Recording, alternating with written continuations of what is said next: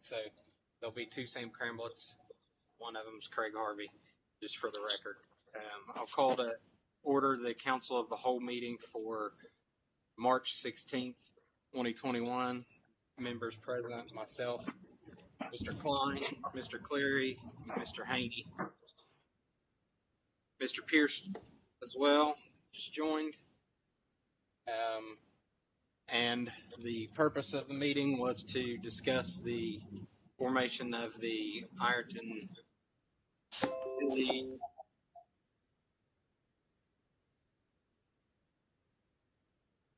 Improvement Corporation.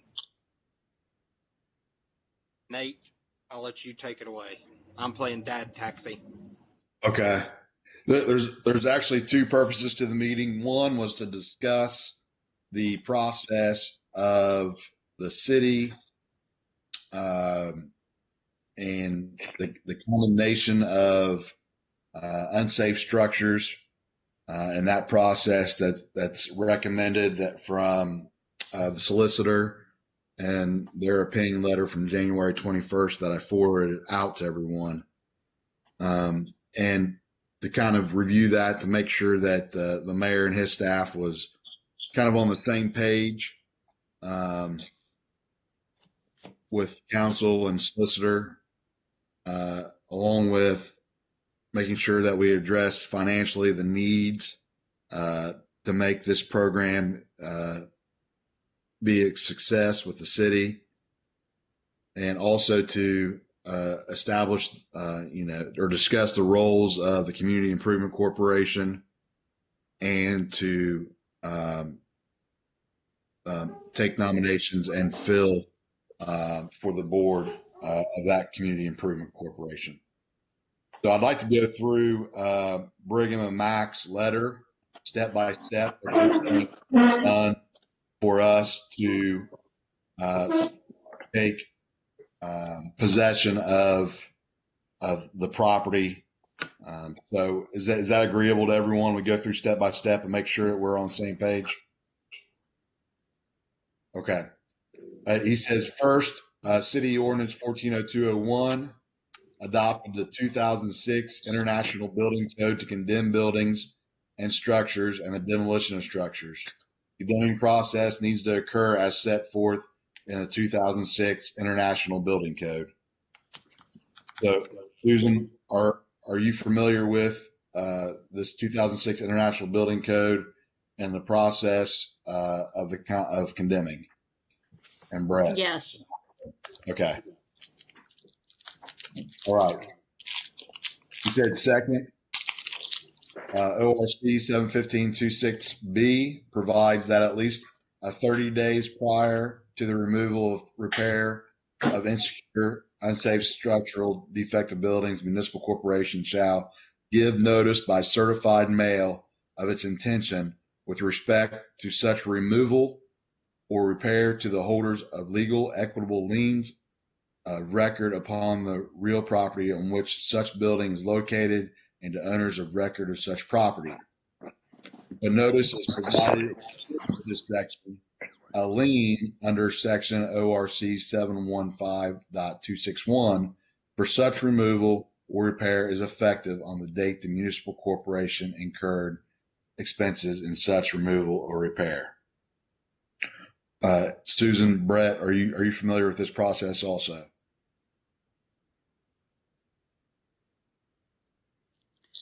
We never had to do it under a lien, but there's also International Property Maintenance Code. And when I condemn, that's usually the one I use. But it's similar. Okay. Do you have that? Do you have Brigham's opinion in front of you by chance? I do not.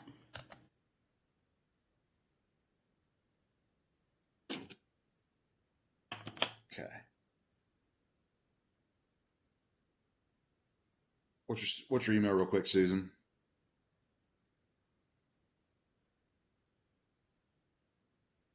I've got it. I found it. Okay. Send that to me if you don't care, Nate. Okay. Thank you. Anyone else?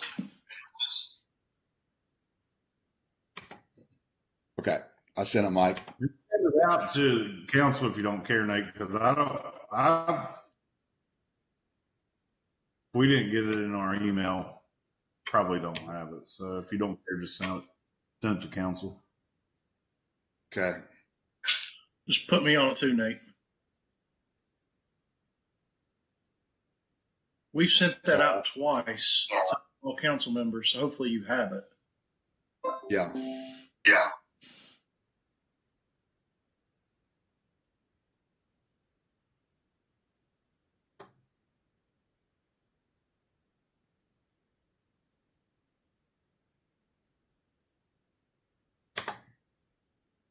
Is it the condemnation demolition opinion? I've Yes. got it. Yep, I got it. Don't worry about me. Yeah, thanks. You're getting it again. All right.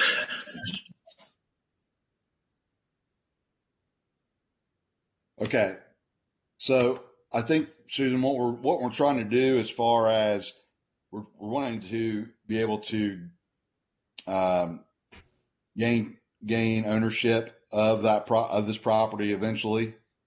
So the process of being able to put a lien on it and foreclose on it and obtain that through the sheriff's sale is important in this process.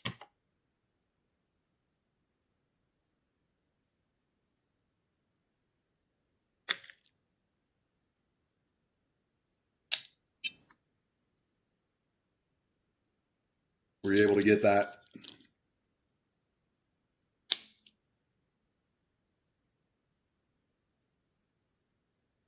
Yes, Hello? I have it. Okay. Hello.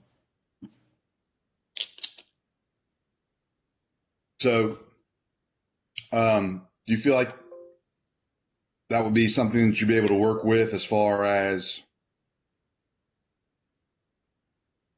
the lien portion of it? Yeah, so I can figure it out. Okay. All right. So step 3 goes on and states ORC allows the municipal corporation to collect the total cost of abatement activities by 3 different methods. Okay. So we're on 3 there if you're following along. And this will be option 3. The municipal corporation may file a lien on a parcel of land for the total cost incurred in respect to the parcel by filing a written affidavit with the county recorder of the county in which the parcel is located. It states parcel number, total cost incurred with respect to the parcel, and the date such costs were incurred. So also, in addition to the demolition, if there's maintenance costs that we would put on them for not maintaining the grass even afterwards, I think that would also fall into that if you did that on an annual basis of some sort. So the rest of it goes on and following option 3. 4th, the municipal corporation may pursue a foreclosure action to enforce the lien in a court of competent jurisdiction. The municipal corporation may elect to acquire the parcel by indicating such an election in the complaint for foreclosure and in an amended complaint. I just got a text from Brigham that said he is frozen and cannot hear anything. This is where I needed him to come in.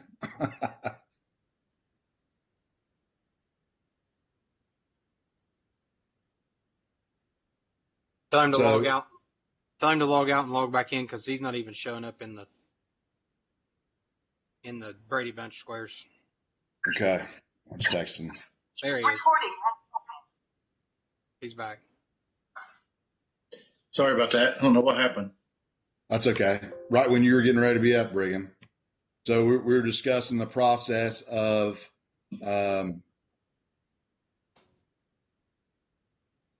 the pursue foreclosure action to enforce the lien in the court. That's where we would need you to come and start coming in play. So on number 4, if you could advise Susan on the 3rd step also and how to proceed as far as filing that lien, or is that something your office would do? So that's something my office would do. But as you see from step 3, we basically outlined 3 different options, 3 different ways to do it. And that's going to depend upon the property in question.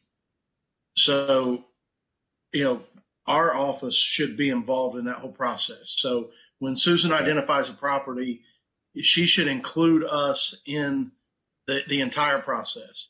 Once she determines the property needs to be demolished, and she needs to do it pursuant to the International Building Code. I mean, that's what we have to follow. So once that's done, then we really need to be involved from the beginning. And we can help, as you see, once you get to step 3, there are 3 different options of ways we can proceed. Again, that's going to depend upon the property itself.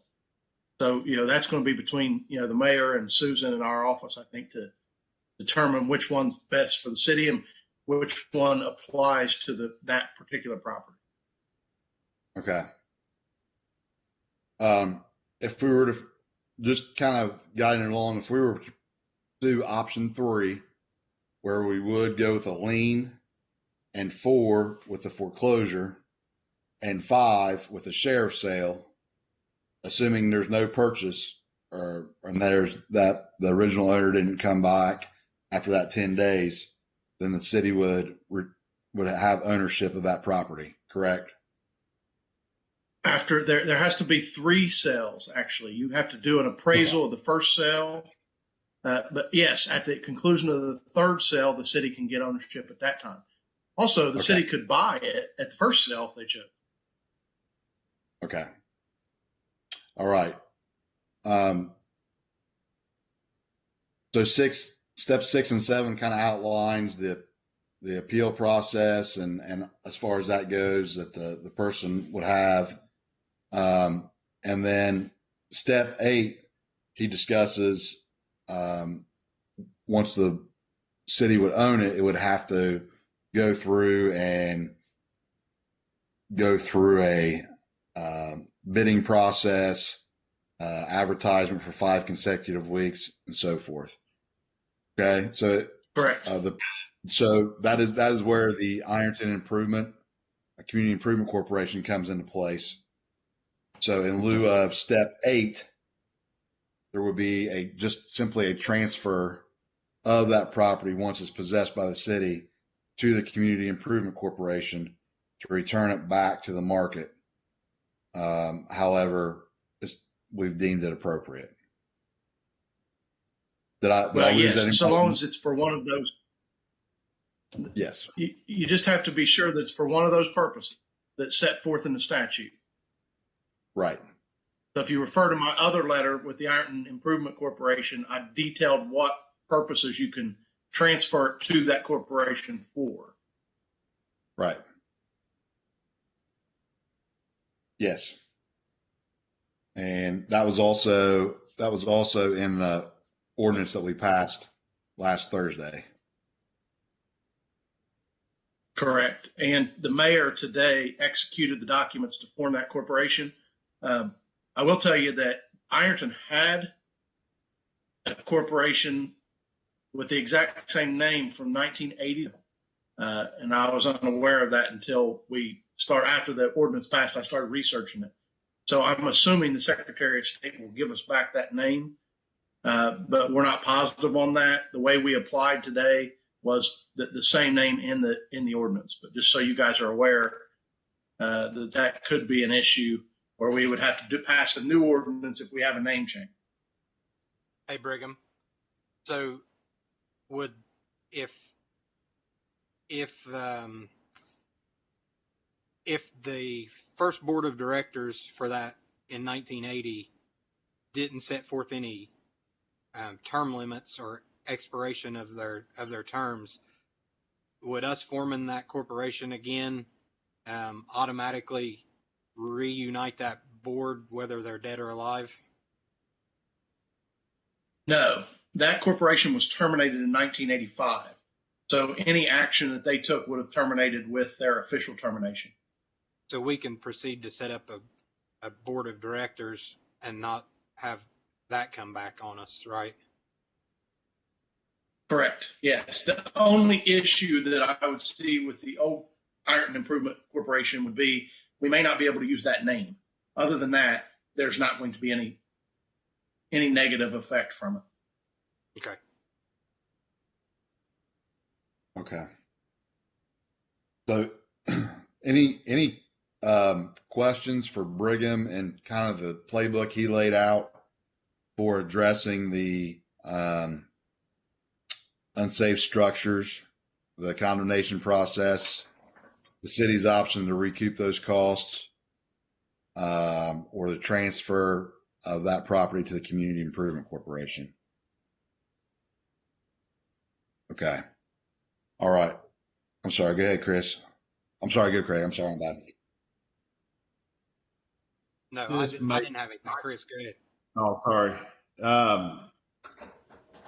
Would we have to set up, then this may not be for Brigham, it may be for John. Would we have to set up a separate fund for this? And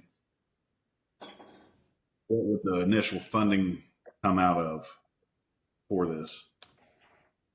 I think that would be up to council for that decision. I would set it up as its own separate fund.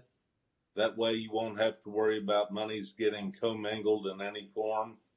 And I would say that your seed money is probably going to be transferred from the general fund. Yeah, that that was already.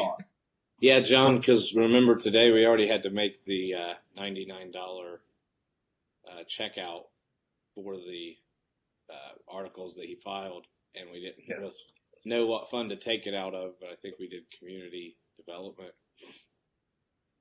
But it came out of legal fees and unallocated in general fund. Chris, we wouldn't necessarily need a fund. It'd be just a line item transfer out of the general fund, right? I think that you would want a line item transfer. Go ahead, Brigham. You're shaking your head. No, because it's a separate corporation, it needs to be an external account, much like much like our drug accounts. So we're going to have, and I know John hates external accounts, but that's what it's going to require. So an external checking account that the board of directors will approve, who has signing authority. The transfer can be allocated wherever council desires, but it's a separate external account because it is a separate entity. Right. The allocation would just be a line item transfer out of the general fund. There wouldn't be a fund needed to be set up.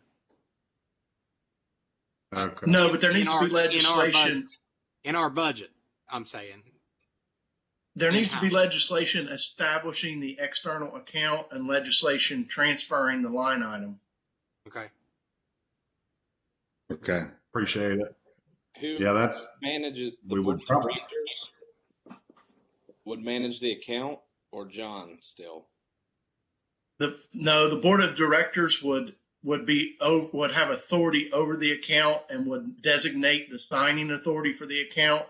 John would still be in charge of the account, and it would still be audited like our other external accounts. For example, the police department has a law enforcement trust account that is an external account. It has to be. We have the police department has a federal asset forfeiture account that is also an external account. And you can see John's face. He hates those, but that is required to do that. So does John serve as the treasurer? He manages the budget, or make sure that we got the money in there? He'll be in charge of basic getting the information for the audit, but it will be the board who's in charge of the account and whoever they designate to, and it may be John that they designate to do it, but it's going to be the board of directors that makes that decision once the corporation's formed. Here's one thing that I want to tell you is that all those funds that we're talking about, they are like revolving loan fund, CDBG, the police asset forfeiture fund. All of those funds are separate funds in our detailed trial balance. So to answer that one question, based upon what I'm hearing, I think that we will have to establish it in its own separate fund. Because we track them in our detailed trial balance. As I say, the revolving loan fund, police asset forfeiture fund, community development block grant, RLF, all those are separate funds in our detailed trial balance. Brigham, so this is a quasi-government corporation, so it can't be in-house, can it? No, it is a nonprofit corporation that is set up by statute. So there's statutory authority that allows a city to set this up. We are not what's known as a 501c3, so you can't donate to it and get a tax write-off. So it's nonprofit in the sense that it's not meant to make a profit, but it's not nonprofit in the sense that it's tax deductible for donations. So it is its own separate entity. However, the legislature has provided that municipalities can establish this type of a corporation and run it as we set forth in that ordinance. Will it have its own separate federal identification number, or will it operate under the cities? I think it will have its own because it's a nonprofit corporation, so it should have its own EIN number. Then I think that it will have to be outside our detailed trial balance. And I think so too. if it can't make money, is it a wash? Where's the money come back in from turning these around? Or Well, I So- think you're going to have a very limited amount of expense transaction coming out of this company. The expense is going to come from the majority in the city when the city is going through the process of demolition. I think the majority of the expense that you're going to have is it might be some legal accounting fees that are tied to just its operations. As far as the sale of it, you'd have the sale coming back in if it went through that corporation to sell it. okay. So basically saying that another way, basically the city will demo this, place a lien on the real estate, recoup that lien as part of the sale. So the city's made whole, transfer it to the corporation. Once the corporation turns it over or sells it, then that money will stay in the corporation, and that will be a majority of the money funding the corporation. So as Nate said, it should be very little government money involved in the setup, other than setup. Okay. Nate and Brigham, if I may, let's go 6 months down the road, and Susan has identified a house, 2424 24th Street, as a house that she can foreclose on. Take us through the process from that point. Is that North way out Philly. there? Is that way out near Sims Creek, 24th Street? That's that little shack you have behind your house. You said 24th. That's the Waldo you said 24th. de-annexation property. Hush now. What's the real address? I'm sorry. Go ahead. You said 2424 24th Street. Both. Just wanted to North know Fourth. how the process works.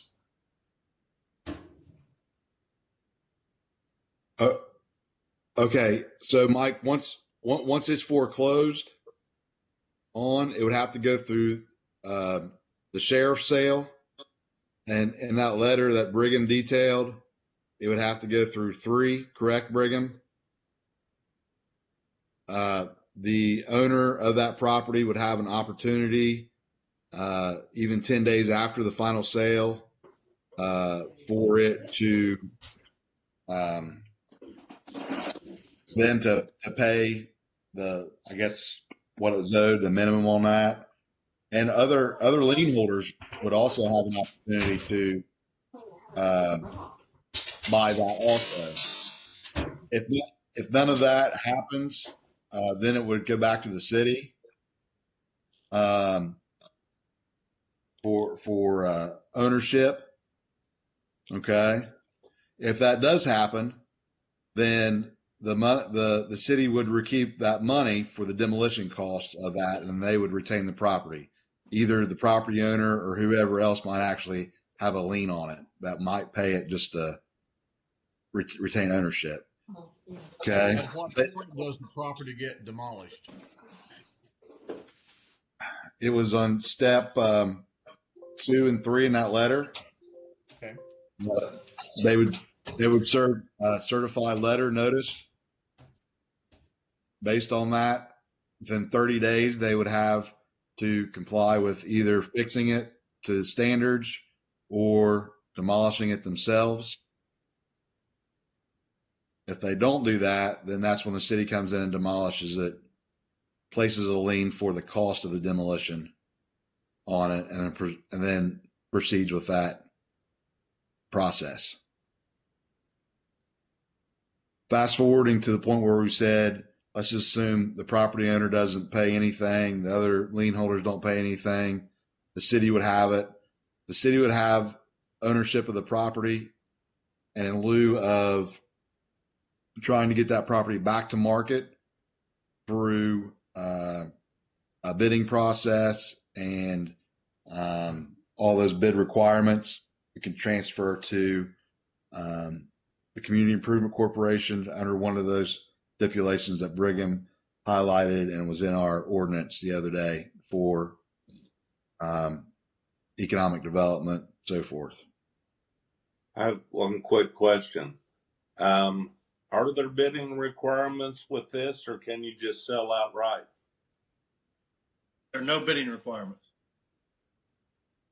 I have a question for Brigham. Is the lien the only thing keeping it from going in front of the Board of Revision and the land bank ending up with it? No, the Board of Revision and the land bank are dealing with properties that are delinquent on taxes. These properties could be delinquent on taxes, but they also could not be. So is it possible to have some overlap? Yes, but if there's county tax, property tax owed, then that is part of the sale. So that has to be recouped at sale because they also have a statutory lien. I'm just curious if, like, should we just pick and choose our battles then? If it's got property tax liens on it, should we stay away from it because it's potential that we could put money into it and then the land bank end up with it through the Board of Revision? Well, the land bank wouldn't necessarily end up with it if you foreclose on it. The issue that the city would have that I see is that you're going to expend funds that you may not get back. So when you sell, one, federal tax liens and property tax liens do not get extinguished with the sale, meaning they go on with you, meaning you owe it. So yes, I mean, that's something we need to look at when we're determining from step 3 which option to go with. That's going to matter depending on what the liens are. I understand that this deals with a lot of structural issues, dilapidated and blighted. However, what if there is a parcel of property that is a parcel that gets called and complained on every year, every week for high weeds, trash, all that other stuff? Are vacant properties available to be included in this?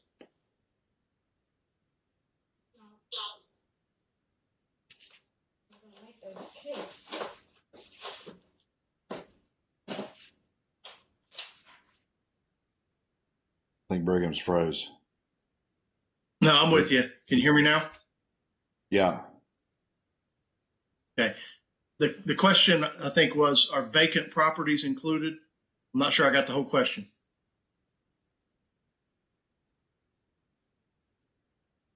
The question, Brigham, was a lot of times during the year, you look frozen again. Are you still there? I'm here. Okay. A lot of times during the year, you will be called several times to the same vacant property for cleanup, brush cutting, trash removal, etc. Are non-structural inhabited properties, i.e. vacant land, is that included in this also?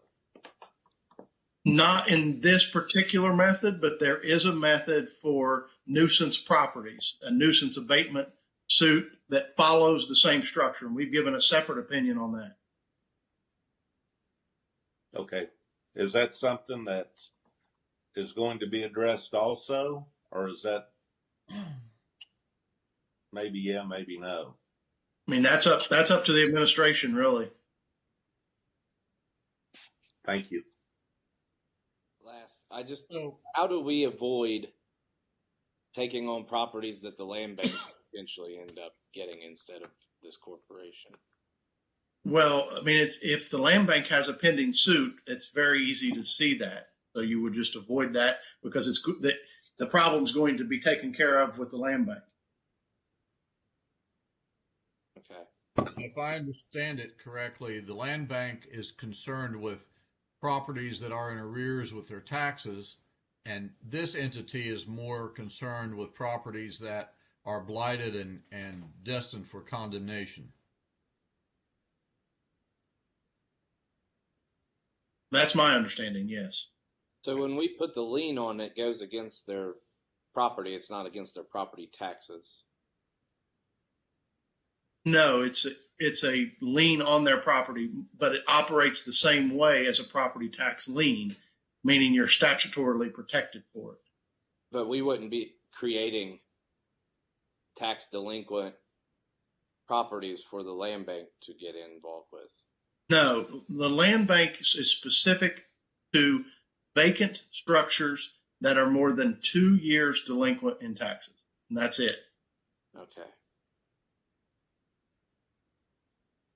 Moving to a different question.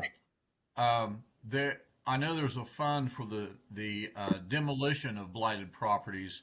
Would this new entity be able to use that fund that the city has used to demolish buildings?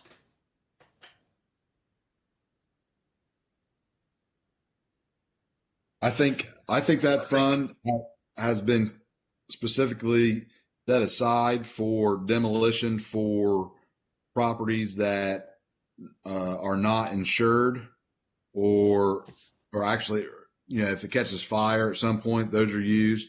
And if they're not insured, I think the process goes through. They use those dollars, and then supposedly, I think, go through this whole process as far as putting a lien on it in the same manner. Or also, if they do need torn down, I think that money is used and until the insurance money is recouped. Is that correct, John?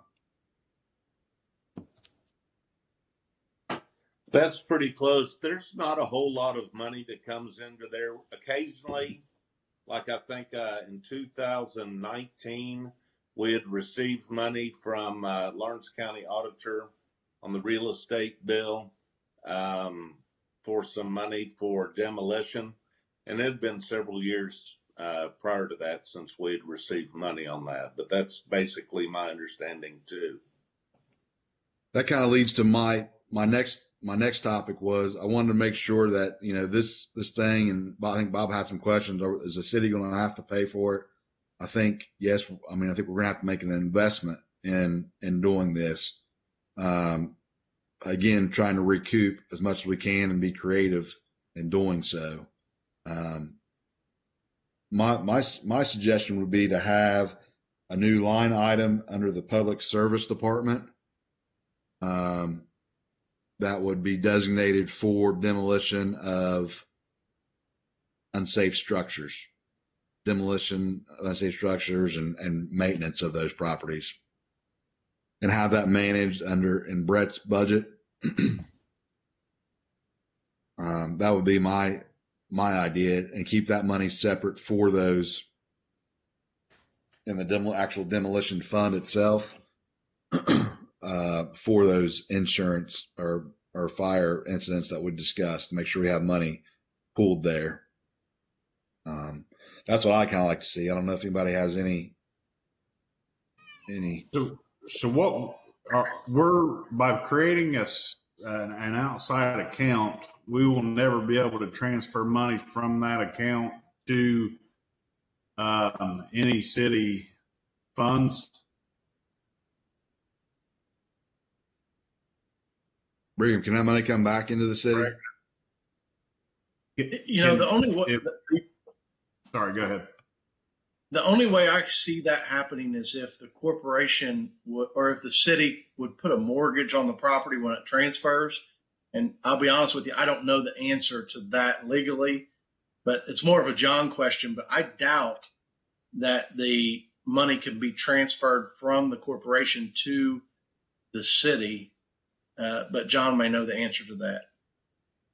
I think I'd feel most comfortable asking the state auditors on that, but the first thought that came to my mind is that you could always do a donation from that one fund to the city of Ironton. So I think that you could possibly skin the cat by classifying as a donation back to the city. The other option that I've been thinking about, because where the city's going to get stuck, as I see it, Chris, is if you demolish a property, you get the lien, you foreclose the lien, nobody buys it, so we're standing holding it. So now we've got the amount that we're out for demolition. We've also got whatever tax is owed. We could also have other liens. So where does that money get recouped? I mean, my thought, and I don't know that this is possible, but my thought is for the city to put a mortgage on the property that once it sells, it's required to be paid back. But I'll have to look at that to see if that works. Brigham, I thought after it went through sale 3 times that the liens were off the property.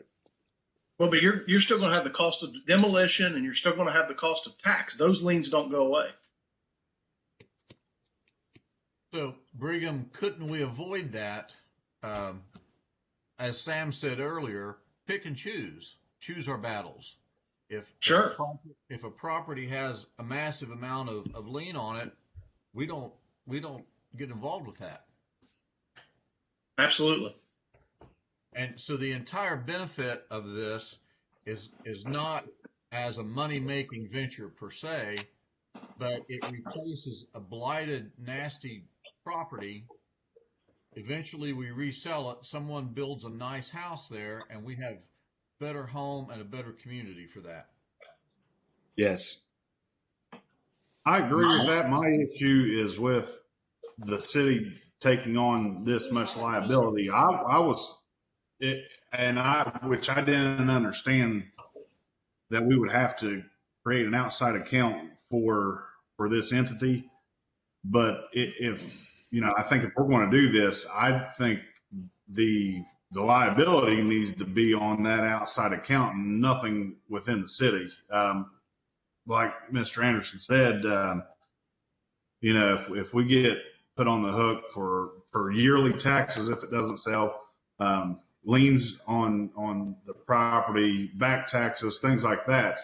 I don't think if this is an outside entity, I don't think the city should be on the hook for any of that stuff. So I would like to see if we're going to do anything, and I don't even know that this is feasible or if it's even allowed, is for I don't even really necessarily want to call it a loan, but maybe the first couple of times, and then this really be self-sufficient and not using any city funds at all.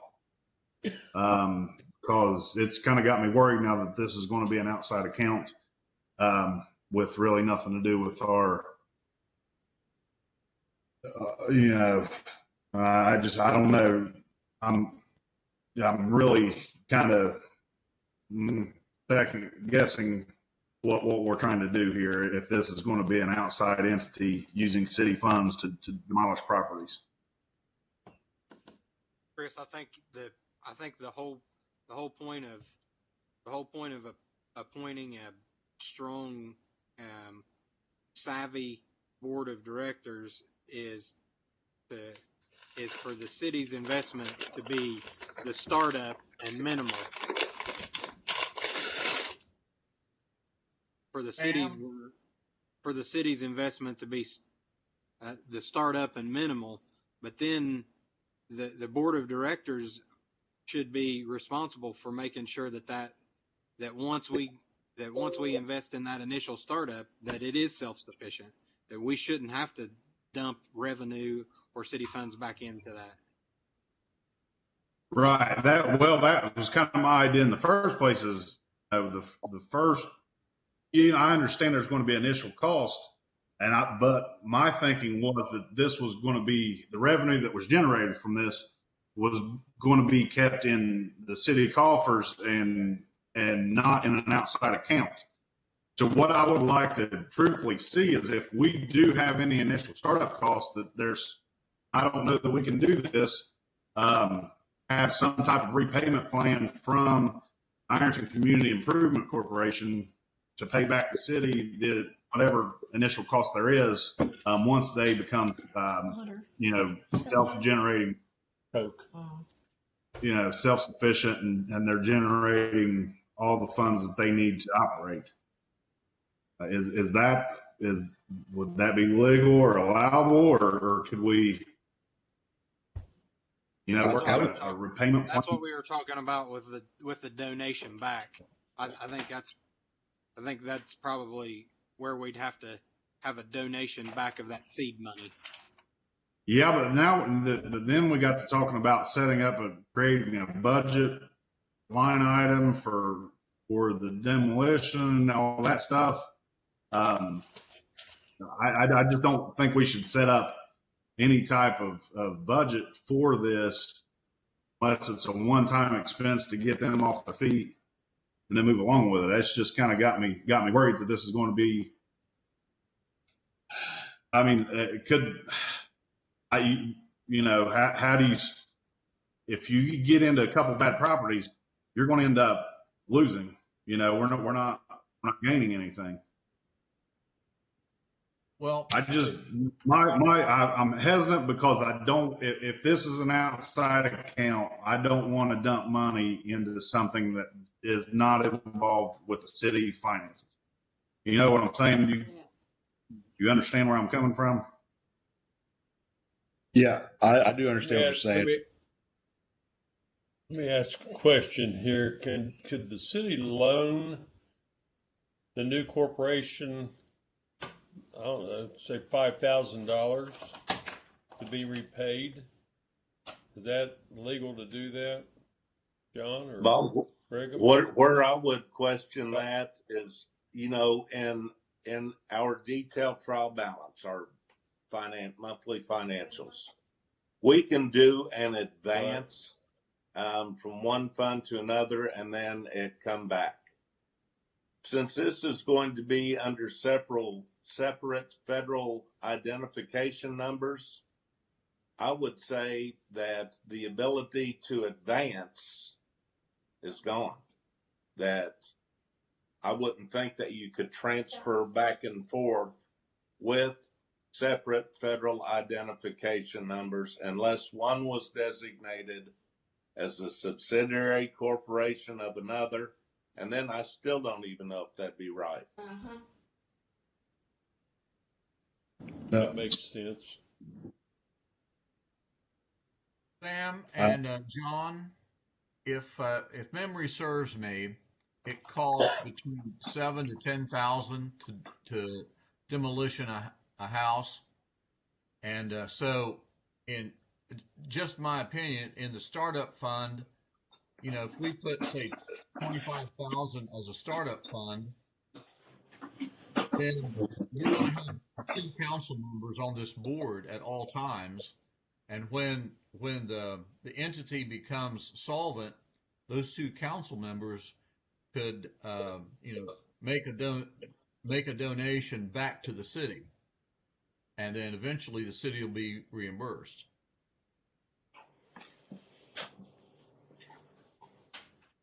That would I be think That would be the ideal scenario, Mike. I think that the cost for the community improvement corporation to start would be very minimal. Like I said, as far as the recouping the money from the demolition, first of all, I mean, I think, yeah, I don't know that you're going to go in this to make money.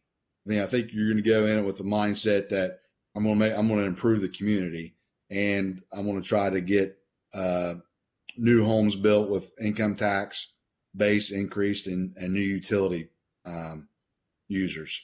I think that's the mindset going into it. That's just me. As far as the actual cost, again, Brigham described 3 methods of recouping that. The third one is the only one that would require the use of a community improvement corporation. If there's already existing taxes on there, for example, you could go through and file something, a civil suit against the person and try to recoup that money, or trying to figure out, or what was the first one? Or you could put it on or option 1, 2, and 3 under the third step. You guys seeing that? So one and 2 wouldn't even involve the community improvement corp. It would just be the third one. So, and as far as if you're concerned about the community improvement corporation getting too fat because they're not incurring the expenses and they're just gaining the revenues of sales, again, you could have a donation back once that happens. I don't think it'd be unreasonable for a loan from the city to that with a repayment either. I think you want to check with the auditor, but I think that's doable. But that's just one thing. I think there's one thing that I'd like to see is there any type of a preliminary list of here's potentially a list of properties that should be demolished? I mean, is there anything like that? Because, you know, there might be some areas that could be demolished through this corporation, and maybe about the only thing that you could ever get to develop there is selling it as a garden plot. Yeah, it might not be in an ideal place to build or remodel or rehab. I agree with that, John, but let me stop you right there. The Community Improvement Corporation would not demolish it. That has nothing to do with demolishing it. The Community Improvement Corporation's only function would be to liquidate, to get it to the market. Okay. So the city would actually take control of the demolition process of it. So, I mean, I think Sam and Brett and Susan would work through that process as far as identifying those properties. Okay. Thank you. Does that make sense? Nate, Thank you. Yeah, Brett's got Nate. a more technical question, I think, for Brigham. Brett's got a question, Sam. Yeah, that's what I All said. right.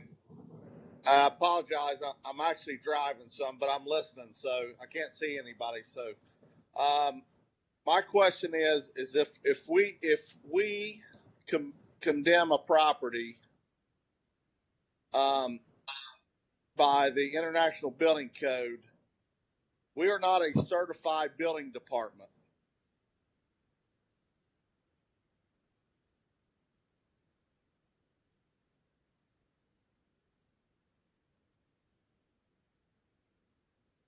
Brett, you still there?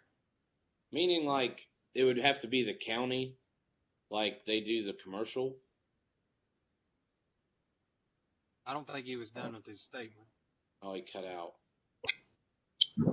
Can you hear me? Yeah. Yep. Did you all get that? Nope. Not all of it. You cut out when we're not a certified building. Okay, yeah, we are not a certified building department. Would that have to come from the county building inspector or the state inspector to be able to do that? Before, the only person that we can't condemn properties the way our department's set up right now. That would have to come from the health department. Did it come from the fire department? Well, Susan, isn't Susan, have you condemned any? Yep. I use the International Property Maintenance Code. Answers my question.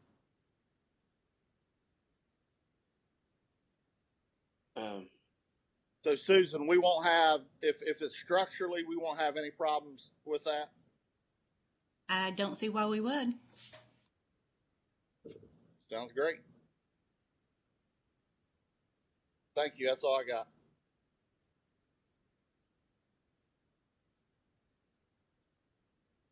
Okay. So, if the city were to pay for the demolition of a property, whatever cost that is, and we're talking about just a lot, trying to imagine some lots are worth more and some lots are worth less. And I would like to see language that the demolition cost back out of the sale of the property. Because if this is a nonprofit,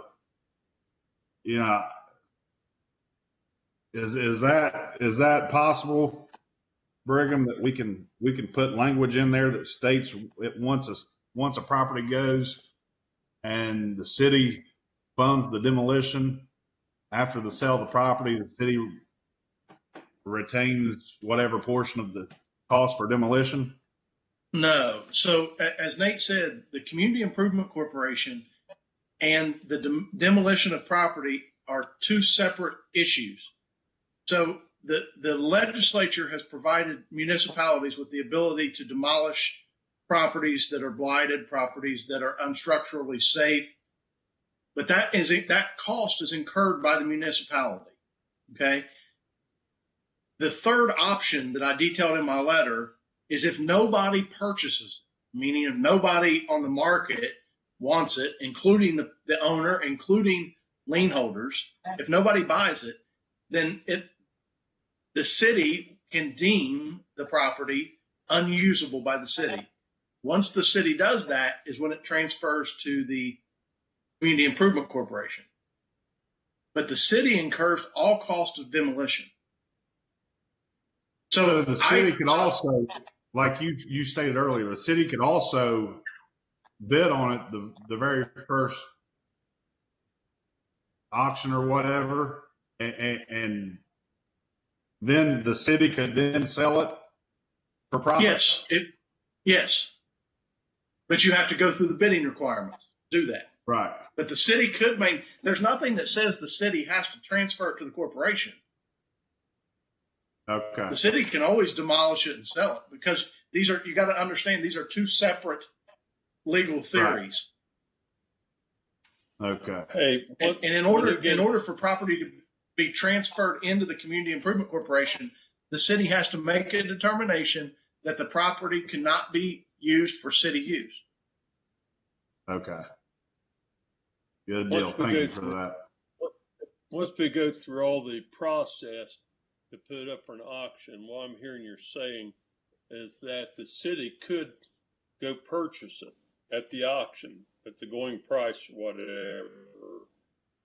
So does that mean once it's at that auction, then anybody on the street could also come in and purchase it? And then Absolutely. So the city lose all control of it. Absolutely. So, but the city will recoup its money because you have a lien. So let's say the city pays $20,000 to demolish a property. That's the amount of your lien. Okay. It can't sell for less than that. So the city would never want to buy it. That doesn't make any sense because you're the lien holder, right? If someone else buys it, great. You've accomplished everything you want. You tore down your unstructurally safe property. You've gotten another buyer that's going to arguably improve the property and pay taxes on it. And you've got your money back. So city win-win-win, right? Right. You would never want to buy it because the city, after the third sale, if nobody buys it, you get it. You don't have to pay for it. It's your lien. Thank you for clarifying that, because I guess that was the piece that I was missing, that we are now the lien holder, and whatever cost we incurred to demolish it and I guess clean up the property, we recoup once it resells, correct? So long as it sells for enough to pay your lien, yes. But it can't sell for less than that. Okay. So you become, in essence, like you become that would like be the where the bank. bidding starts. Yes, the bidding Sorry. starts at 2/3 the appraised value, but it can't be less than what the lien amount is. So, Okay. Brigham, it sounds to me like the biggest benefit of this improvement corporation is that the city's still paying for everything. And then it gets transferred to the community improvement, that the only benefit from that is you can sell it without going to bid. Correct. So we'd be doing all the same processes, spending all the same money. It's just that we can sell it without going to bid. You're correct.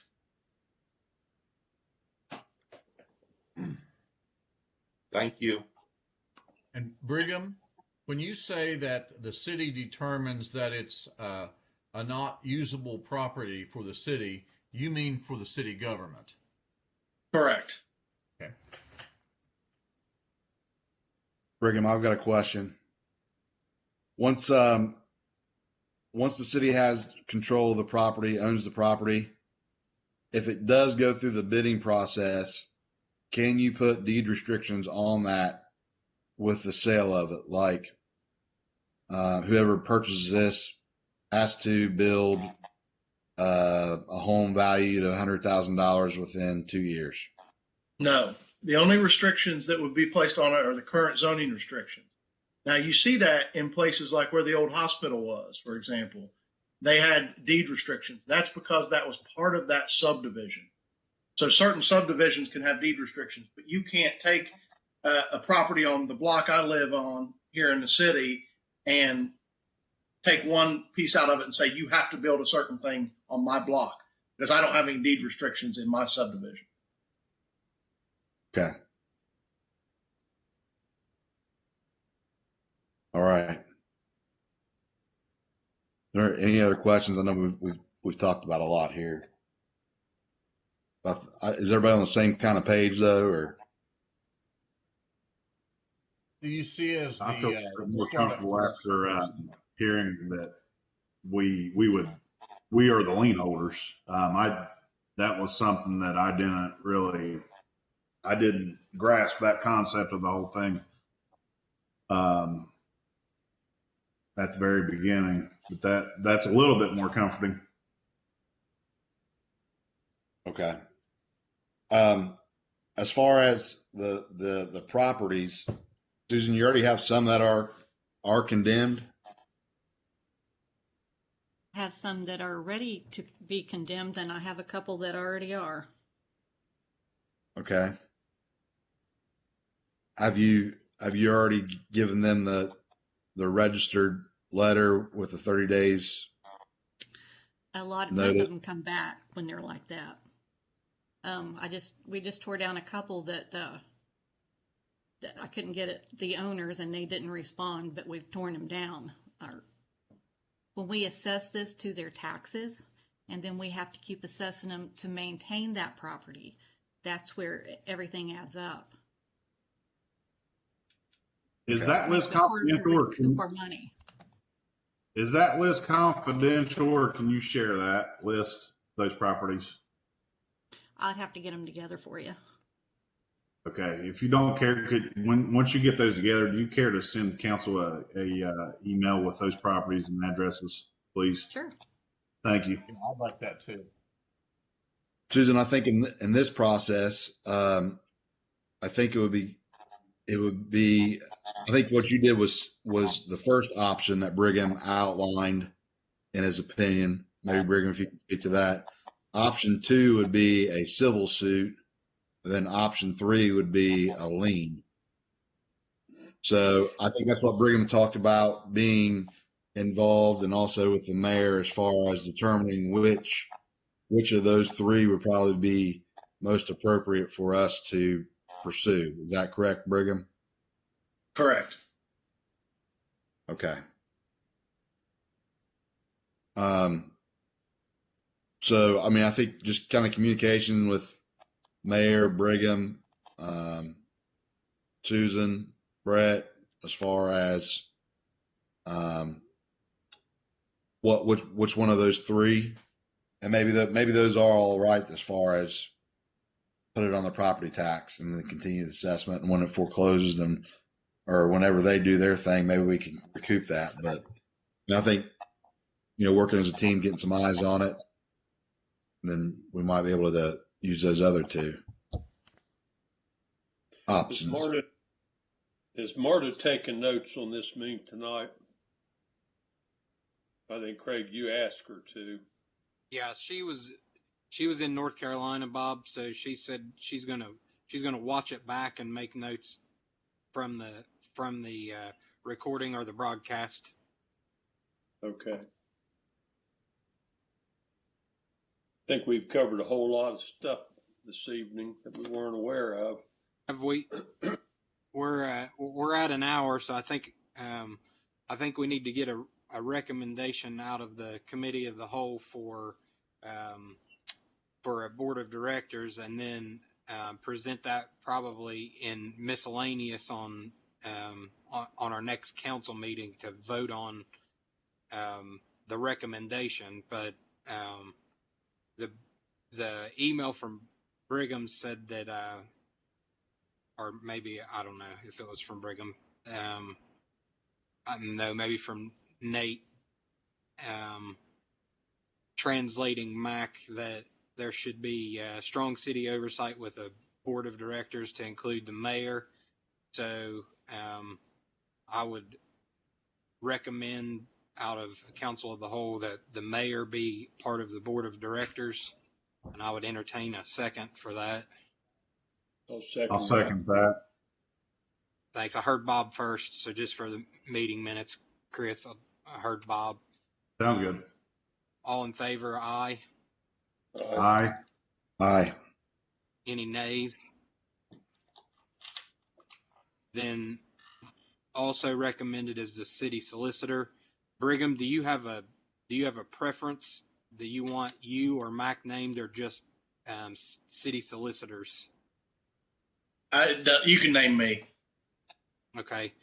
I'll move to name Brigham Anderson as our city solicitor to the board of directors. I'll second that. I heard Bob again first, Chris. All in favor, aye. Aye. Aye. Any nays? A member at large appointed by the mayor. Mayor, do you have a name at your ready? Yeah, Susan Dooley. Okay. I'll take the mayor's recommendation for Susan Dooley and nominate her to the board of directors. I'll second it. Thank you, Bob. All in favor, aye. Aye. Aye. Aye. Any nays? Lastly, two council members, and I know Nate was interested, so I'll nominate Nate. I'll second. Thank you, Mike. And I know there were others that would like to be nominated, so I'll open it up for nominations. We have I'll Nate. nominate Bob Clary. Could I have the floor for a minute? Thank you, Michael. Can I have the floor Sure, there Bob. for a second? Sure, Bob. Okay, what I was wanting to say, I'd mentioned at the last meeting that I would be interested in serving on that. But the thing concerned me, put a lot of thought into it since that meeting. And there's 4 of us sitting there on council that's up for re-election this year, which we're only talking about 8 months, and who knows who's going to be there. So really, I think that I would not be interested with maybe only having 8 months. Hopefully I'll have 4 years and 8 months. But with only 8 months to go, I think that we should go with Mike. And I think we'll do it with Chris. Both of them asked to be on it, and they've still got 4.5 or 2.5 years to go, because the people that's in this thing need to be able to stay on top of it and keep moving and not switch the guard and, before we get the first purchase. So I appreciate, Mike, you nominating me, but I'd like to turn that down. And matter of fact, I'd like to nominate you and Chris for those 2 positions, because when you look at it, out of the 4 of us that's up for election, it only leaves 3, and so you're 2 of them. I'm good with that. But, well, let me ask you guys this, if you don't care. What do you guys think we should have one person from each term? The alternating terms, have one from each, and appoint a new one every 2 years? That's not a bad idea. I've seen that. I was gonna go there, Chris, but then you and Mike have to enter the octagon and fight over which one of you is going from your term. Well, I thank you, Bob, for that. I'm really trying to be involved with the sewer plant and all those things, and attending a lot of meetings with that. And so I would just decline that, and I would nominate Chris. I think he would do a great job. Well, let me ask, even though you got a nomination out there, let me ask you this: do you think that we should postpone the 2 council members at large until the next regular meeting? Because I've already said that I'm not interested at this point now. But then I don't think Jacob's in this meeting. I haven't heard him. I haven't heard Beth. And so, we got 5 of us here and 2 missing. Would it be better to wait and, pardon me? I didn't mean to interrupt you, but I was just going to say, remember, this is like finance, where we just give a recommendation, but we can change that vote and make it official during miscellaneous. I was just trying to get a recommendation. Okay, I was thinking this was the final thing. No, sir. We'd have just like any other boards that we appoint. We need to do that in council, on the council floor, under miscellaneous, or in communications if it was a letter from the mayor about his recommendation. But I just wanted to get recommendations and then do it appropriately and vote in miscellaneous in our next regular council meeting. Okay.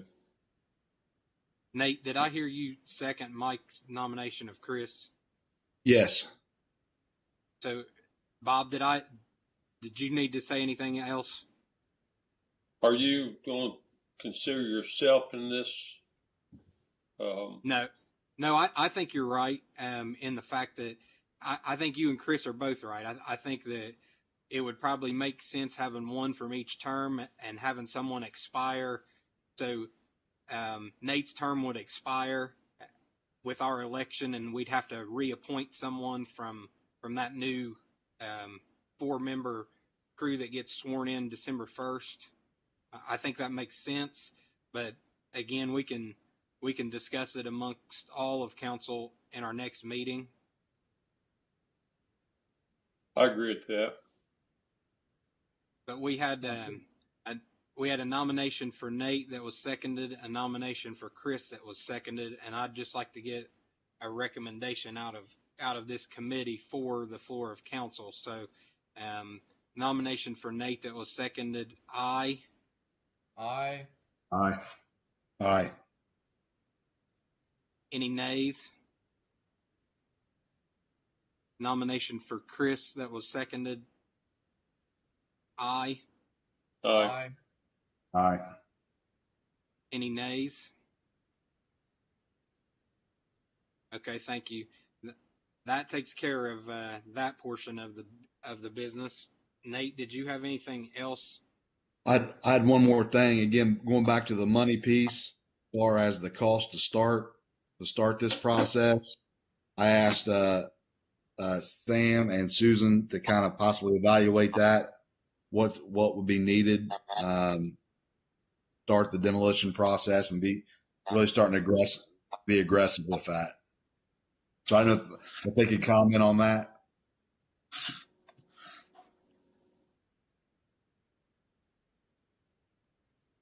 Sam or Susan?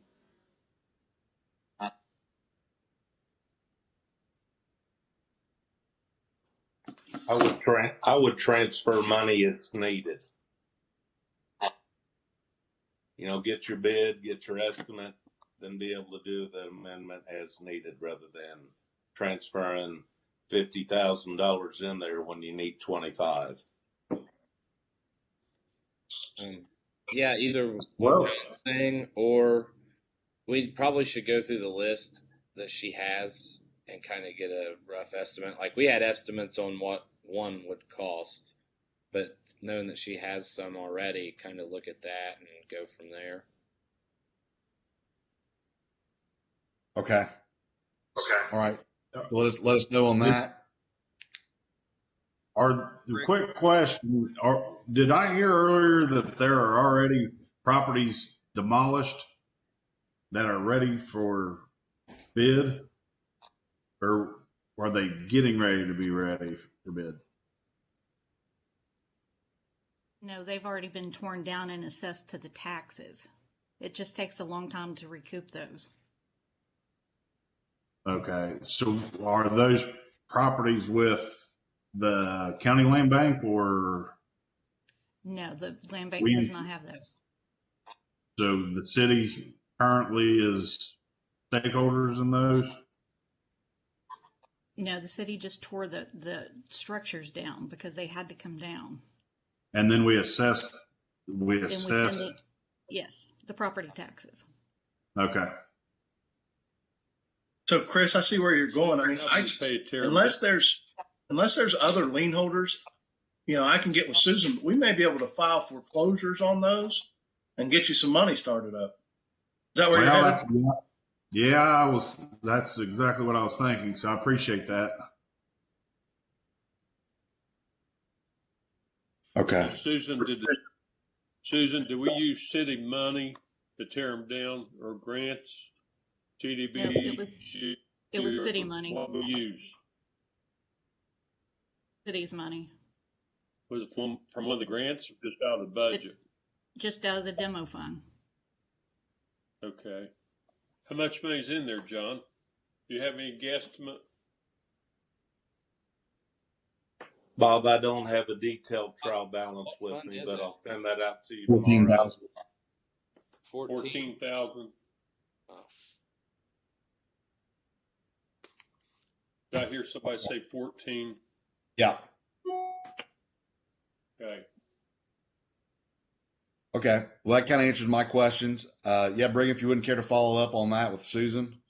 And then, you know, I guess if I know you said, Susan, you have some on your list already, for future. If you wouldn't care to possibly get some cost estimates for that. My last question is, and I just say this not to be selfish, but because the people you see on the screen here hears it in the community every day that this place is a dump and it's condemned. He's condemned. When we hear those addresses, what do we what do we need to do to get that information to you? And as far as feedback from you to us, as far as the process of where those properties sit.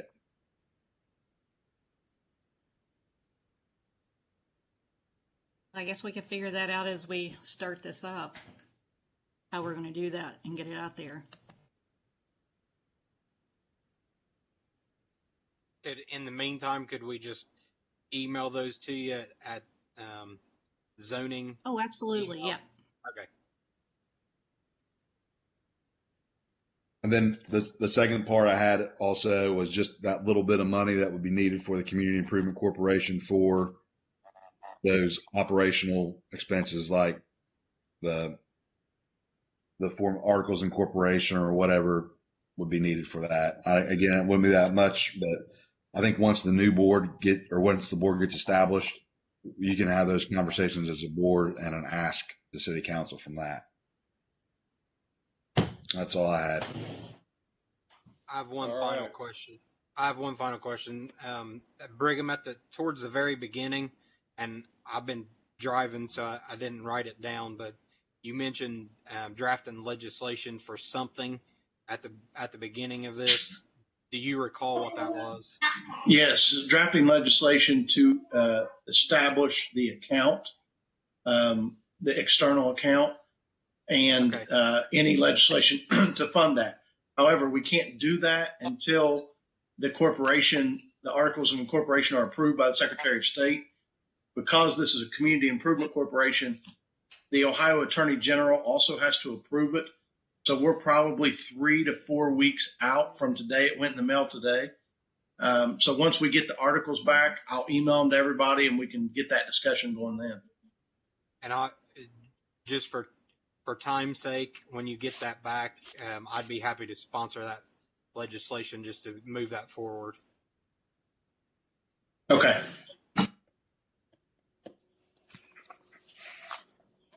Anyone else?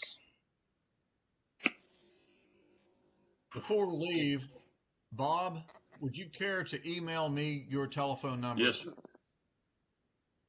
Would you care to Sure, email me I your can do telephone that. Yeah, once I don't have yours either. What's your telephone number, Michael? Hey, how about Marta typed up a list for us? I'll email that out to you guys. That'd be great. Instead of doing it live on DLC communication. Okay. All right. I'll see you all next week. All right. I entertain a motion to adjourn. Make a motion to adjourn. Thanks, Chris. Second. Thanks, everyone. Everybody have a good evening. Yep. Sure. See y'all. See you.